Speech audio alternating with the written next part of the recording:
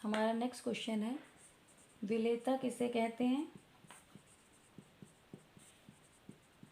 और इसे प्रभावित करने वाले कारक कौन से हैं।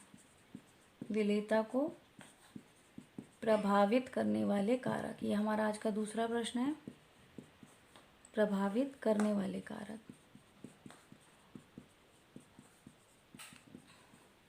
अब सबसे पहले विलेयता की परिभाषा देखिए। विलयन कैसे बनता है, तो विलेय और विलायक जब मिलते हैं और समांगी मिश्रण बनाते हैं तो विलयन कहलाता है। तो किसी विलायक के 100 ग्राम को किस में बदलना है, संतृप्त विलयन में। संतृप्त विलयन मतलब जितनी इसको घोलने की क्षमता है उतना हमें इसे पूरा इसे देना है। तो किसी विलायक के 100 ग्राम को, और इस क्रिया के दौरान ताप क्या रहना चाहिए, स्थिर रहना चाहिए। स्थिर ताप पर किसी विलायक के 100 ग्राम को संतृप्त विलयन में बदलने के लिए आवश्यक विलेय की मात्रा, कितने ग्राम विलेय आपका लगा, उस मात्रा को हम उसकी क्या कहते हैं, विलेयता। तो स्थिर ताप पर किसी विलायक के 100 ग्राम को संतृप्त विलयन में बदलने के लिए आवश्यक विलेय की मात्रा उसकी क्या कहलाती है, विलेयता। अब हमें विलेयता को प्रभावित करने वाले कारकों का अध्ययन करना है। तो विलेयता को प्रभावित करने वाले कारकों को हम 2 भागों में बांटते हैं। पहले, जब हम कोई ठोस किसी द्रव में घोलने जा रहे हो, मतलब आप नमक को पानी में घोलने जा रहे हैं। दूसरा, जब कोई गैस किसी द्रव में आप घोलने जा रहे हैं। तो ठोसों की विलेयता को कौन कौन से कारक हैं जो प्रभावित करते हैं, और गैसों की विलेयता को कौन कौन से कारक हैं जो प्रभावित करते हैं, वो हम देखेंगे। तो ठोसों की विलेयता को प्रभावित करने वाले कारकों में सबसे पहला कारक है विलेय और विलायक की प्रकृति। विलेय और विलायक की प्रकृति, कि विलेय कैसा हो और विलायक कैसा हो, उसकी प्रकृति कैसी हो। दूसरा होता है ताप का प्रभाव। तीसरा होता है जालक और जलयोजन ऊर्जा। ये आपको एक एक पॉइंट पूरे समझाए जाएंगे। और चौथा होता है दाब का प्रभाव। दाब का प्रभाव। तो सबसे पहले ये गैसों की द्रव में विलेयता को अभी मैं आपको बताऊंगी, उसको तीसरा प्रश्न करेंगे हम।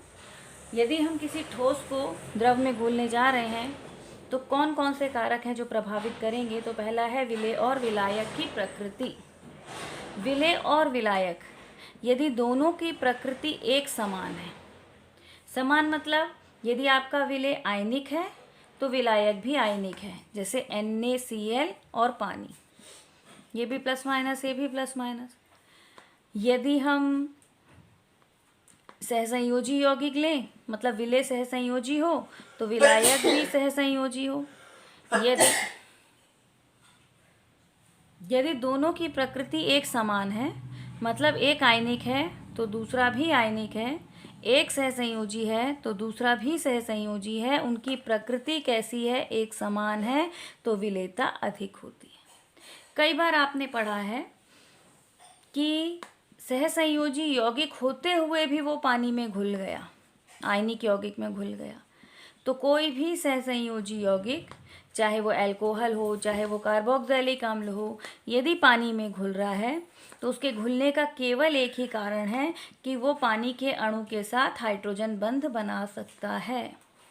सामान्यतः विलेय और विलायक की प्रकृति में एक ही नियम लागू होता है, समान विलेय समान विलायक। तो जब विलेय और विलायक की प्रकृति एक समान होती है तो विलेयता अधिक होती है। यदि हमारा विलेय सहसंयोजी है तो विलायक भी सहसंयोजी होना चाहिए। यदि विलेय आयनिक है तो विलायक भी आयनिक होना चाहिए। कई बार यह देखा गया कि विलेय सहसंयोजी था लेकिन आयनिक यौगिकों में घुल गया, जैसे अल्कोहल पानी में घुलता है, कार्बोक्सिलिक अम्ल पानी में घुलते हैं, ईथर पानी में घुलते हैं, जबकि ये सभी सहसंयोजी हैं। तो यदि कोई यौगिक सहसंयोजी होते हुए पानी में घुल रहा है तो बिल्कुल उसका केवल एकमात्र कारण है कि वो पानी के साथ हाइड्रोजन बंध बनाने की क्षमता रखता है। क्लियर है इतना। अब दूसरा देखिए ताप का प्रभाव। ताप का प्रभाव सामान्यतः ताप बढ़ाने पर आपने देखा होगा जब आप घर में ठंडे पानी में शक्कर घोलें और थोड़ा कुनकुना पानी हो तो घुलने की दर किस में अधिक होती है? गर्म पानी में। तो सामान्यतः ताप बढ़ाने पर ठोसों की द्रव में विलेयता बढ़ जाती है। ठोसों की द्रव में विलेयता क्या हो जाती है? बढ़ जाती है। जो ठोस नहीं घुल रहे थे वो भी घुलने लग जाते हैं। लेकिन यदि हम किसी ठोस को किसी द्रव में घोल रहे हैं और उसके घोलने पर जो अभिक्रिया है उसमें ताप उत्पन्न हो रहा है, वो ऊष्माक्षेपी अभिक्रिया है, तब यदि आप ताप बढ़ाएंगे तो विलेयता घट जाएगी। और यदि किसी ठोस को आप द्रव में घोल रहे हैं और उसके घोलने पर ऊष्माशोषी क्रिया हो रही है, मतलब तापमान, जैसे आपने ग्लूकोज को पानी में घोला, तापमान कम हो गया, ग्लास ठंडा लगने लगा आपको, तो आप उस स्थिति में यदि ताप बढ़ाएंगे तो विलेयता बढ़ जाएगी। तो ताप के प्रभाव में हमें लिखना है कि सामान्य क्रियाओं में ताप बढ़ाने पर ठोसों की द्रव में विलेयता बढ़ जाती है, लेकिन जब हम किसी ठोस को द्रव में घोलने जा रहे हैं और होने वाली क्रिया ऊष्माक्षेपी है तो वहाँ ताप बढ़ाएंगे तो क्रिया जो विलेयता है वो घट जाएगी। और यदि ऊष्माशोषी क्रिया है, तापमान में कमी आ रही है और हम ताप बढ़ाएंगे तो विलेयता बढ़ जाएगी। अब देखिए जालक और जलयोजन ऊर्जाएं क्या होती हैं। तो जालक और जलयोजन को विलायक और विलायकन ऊर्जा भी कहते हैं। आपने शायद पढ़ा हो कि जो मैग्नीशियम सल्फेट है ये जल में घुलता है और जो बेरियम सल्फेट है वो जल में नहीं घुलता। यहाँ पर जालक और जलयोजन का आपका प्रभाव आपको दिखेगा। ये भी आयनिक यौगिक है, ये भी आयनिक यौगिक है। ये घुल रहा है तो इसे भी घुलना चाहिए, लेकिन घुलने के लिए विलेय विलायक की प्रकृति समान होने के पश्चात जो कारक प्रभाव डालता है वो है जालक और जलयोजन ऊर्जा।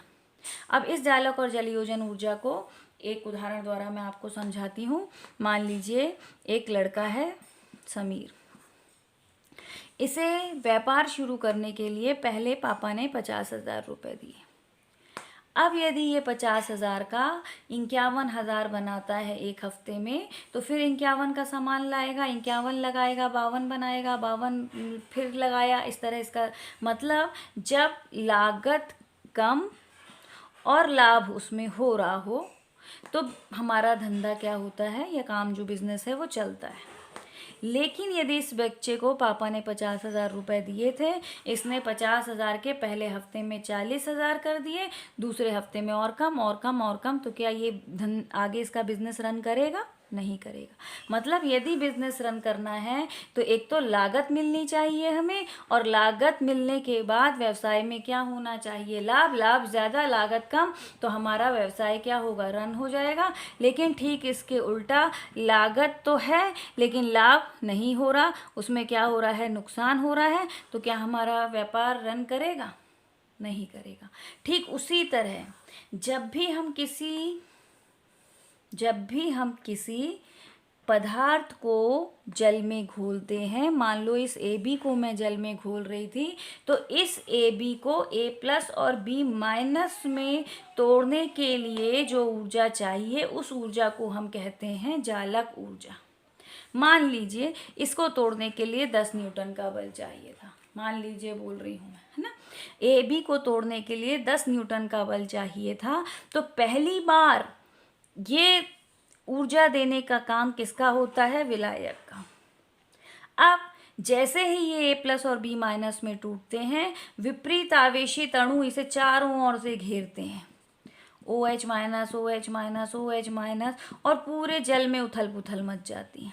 जैसे ही प्लस माइनस वाला आया, माइनस वाले OH- प्लस को ढूंढेंगे, प्लस वाले किसको ढूंढेंगे? माइनस को ढूंढेंगे, और ये अणु जाकर इनसे जुड़ेंगे, पूरे जल में उथल पुथल होगी और इस क्रिया में ऊर्जा मुक्त होती है। ये ऊर्जा जब जल जो आयन थे विपरीत आवेशित जल के अणुओं से घिरते हैं, जुड़ते हैं, जुड़ना मतलब योजन, इसलिए इस ऊर्जा को जलयोजन ऊर्जा कहते हैं। यदि जलयोजन ऊर्जा 15 न्यूटन थी तो देखिए अगले अणु को तोड़ने के लिए फिर ऊर्जा मिल गई, फिर अगला अणु टूटा इस तरह, मतलब यदि जालक ऊर्जा का मान कम और जलयोजन आपकी ज्यादा है तो पदार्थ विलेय होता है।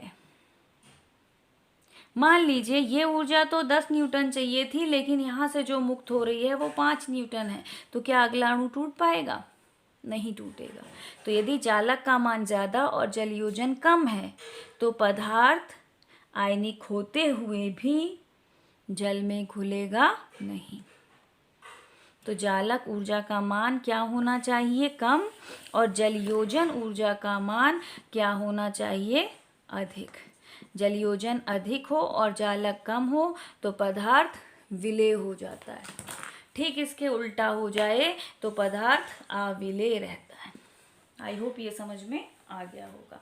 तो जालक ऊर्जा मतलब किसी क्रिस्टल को उसके आयनों में विभक्त करने के लिए आवश्यक ऊर्जा।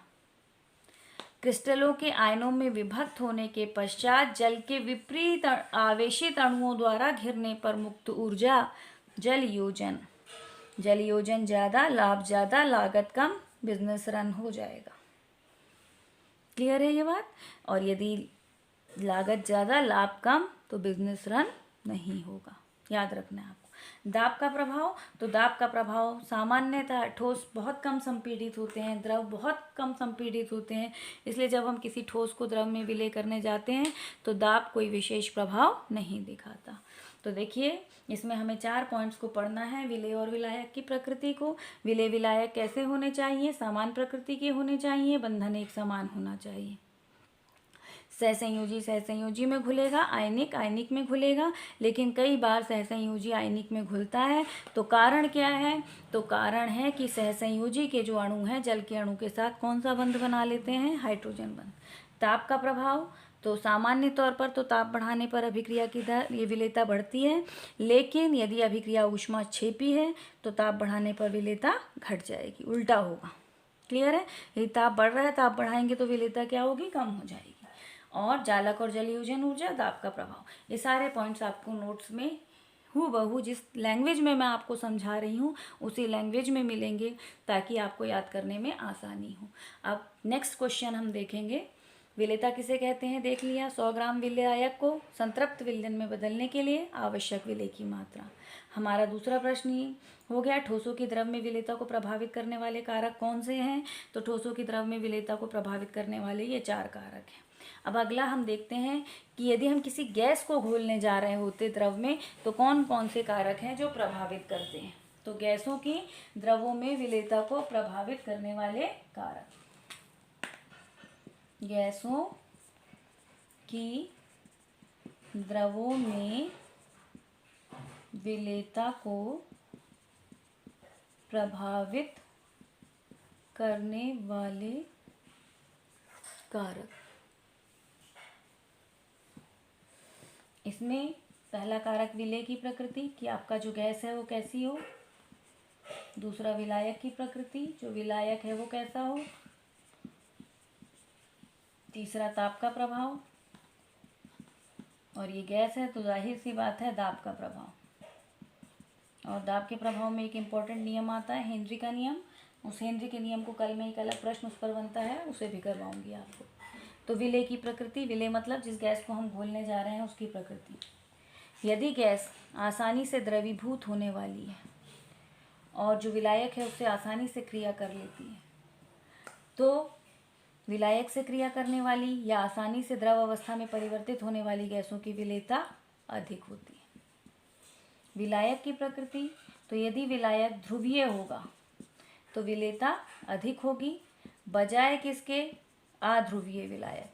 मतलब जो प्लस माइनस वाले विलायक हैं, पानी हैं, इनमें गैसें अधिक खुलती हैं बजाय किसके? अध्रुवीय विलायकों में।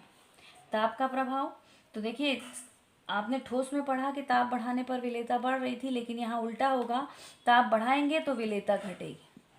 आपने देखा है पानी में ऑक्सीजन, कार्बन डाइऑक्साइड सब घुली रहती है। जब आप पानी को गर्म करते हैं तो बुलबुले निकलते हैं। ये बुलबुले क्या है? इसमें निकली हुई गैसें विलेयता कम होने के कारण बाहर हो जाती हैं। तो ताप बढ़ाने पर गैसों की विलेयता क्या हो जाती है? कम हो जाती है। दाब का प्रभाव बोले तो दाब के प्रभाव में हेनरी का एक नियम लगता है। उन्होंने कहा स्थिर ताप पर, यदि आपने स्थिर ताप रखा है किसी विलायक के निश्चित आयतन में, मान लीजिए आपने इसमें भी 20 ml द्रव लिया है, इसमें भी 20 ml द्रव लिया है, इसमें भी CO2 घोल रहे हैं, इसमें भी CO2 घोल रहे हैं। यहाँ आप CO2 1 ATM दाब पर घोल रहे हैं, यहाँ आप CO2 2 ATM दाब पर घोल रहे हैं। तो जहाँ दाब ज़्यादा होगा वहाँ घुलने वाली गैस की मात्रा ज़्यादा होगी। मतलब स्थिर ताप पर किसी विलायक के निश्चित आयतन में घुलने वाली गैस की मात्रा उसके दाब के समानुपाती होती है। जितना ज़्यादा दाब वो उत्पन्न करेगी उतना ज़्यादा गैस घुलेगी। तो यहाँ पर हम यदि समानुपाती हटाएं तो K एक स्थिरांक है जिसे समानुपातिक स्थिरांक कहते हैं। तो ये आपको चारों कारक करने हैं। विलेय की प्रकृति, आसानी से द्रवीभूत होने वाली गैसें की विलेयता अधिक होती है या उन गैसों की विलेयता अधिक होती है जो विलायक से क्रिया कर लेती हैं। विलायक की प्रकृति, विलायक यदि ध्रुवीय है तो विलेयता अधिक होगी, अध्रुवीय है तो विलेयता कम होगी। गैसों को जब हम किसी द्रव में घोलते हैं तो ताप बढ़ाने पर उनकी विलेयता कम हो जाती है। जब ताप ज़्यादा होता है तो घुली हुई गैसें बुलबुलों के रूप में बाहर हो जाती हैं। दाब का प्रभाव, तो दाब के प्रभाव को व्यक्त करने के लिए हेनरी नामक वैज्ञानिक ने एक नियम दिया कि स्थिर ताप पर किसी विलायक के निश्चित आयतन में, हमने यहाँ आयतन देखिए दोनों का, ताप स्थिर रखा 25-35 जो भी हो, दो अलग अलग कंटेनर लिए, दोनों कंटेनर में 20 ml द्रव ले लिया जिसमें हमें गैस घोलनी है। यहाँ पर गैस का दाब कितना था 1 ATM, यहाँ पर गैस का दाब कितना था 2 ATM। तो किस में ज़्यादा गैस घुली? जिसमें दाब ज़्यादा था। स्थिर ताप पर किसी विलायक के निश्चित आयतन में घुलने वाली गैस की मात्रा उसके दाब के क्या होती है? समानुपाती होती है। ये नियम हेनरी का नियम कहलाता है। और हेनरी के नियम पर एक अलग से प्रश्न बनता है, वो कल के इम्पोर्टेंट क्वेश्चंस में हम देखेंगे। तो स्टूडेंट प्लीज़ इसे लर्न कीजिए, बिना देखे लिख कर देखिए। आई होप कि आप ये सब ज़रूर करेंगे। Okay students, thank you. और इस वीडियो को ज़्यादा से ज़्यादा शेयर कीजिए ताकि ये उन बच्चों तक पहुंच सके जिनको इनकी आवश्यकता वास्तव में है। सभी बच्चे 100% वाले नहीं होते। हमें मेनली उन बच्चों के लिए मेहनत करनी है जो बच्चे 40-45 तक की तो अपने आप से उम्मीद करते हैं। उनकी उम्मीद को बढ़ाकर हमें 70 में से 65 और 68 पर पहुंचाना है। तो आप रेगुलर बेसिस पर यदि इन वीडियोस को देखेंगे और याद करेंगे तो आपके मार्क्स ज़रूर अच्छे आएंगे, क्योंकि कोई भी इम्पोर्टेंट क्वेश्चन मैं छोड़ने नहीं वाली। आंसर आपको PDF में मिल रहे हैं, आपको केवल इन्हें समझना और याद करना है। जब एक बार में आंसर समझ में ना आए तो वीडियो को बार बार देखिए। उसके बाद भी आपको कोई कन्फ्यूजन है तो मुझे कमेंट बॉक्स पर कमेंट कीजिए, मैं आपकी समस्या ज़रूर सुलझाऊंगी। Okay students, thank you.